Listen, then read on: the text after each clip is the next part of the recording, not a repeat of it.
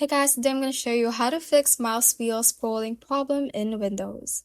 First, what we're going to do is to search for control panel right here. Click on the search icon below on your screen and search for control panel.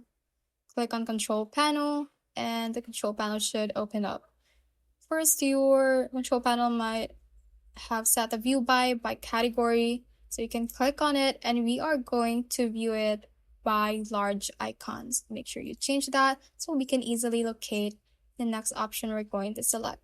After that, you should be able to find the mouse option, so look for it and click on mouse. Once you're here, mouse properties will pop up, and first what we're going to adjust is the double click speed.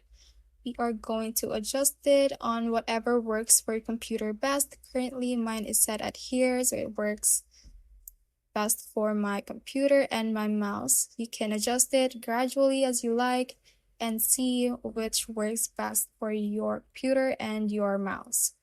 Once you have adjusted that, we have to go to the wheel tab right here, click on wheel. And first we can adjust the vertical scrolling by increasing it gradually, as well as the horizontal scrolling.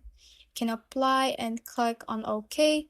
And if that does not work for you, you can increase it at a time again. Click on apply and see which works for your mouse best when it comes to scrolling. I'm just going to set it back to 4 since it works best for me. Click on apply and click on OK. That is how you can basically fix mouse wheel scrolling problem in Windows. Thanks for watching, and if you found this useful, hit that like button and subscribe for more videos like this.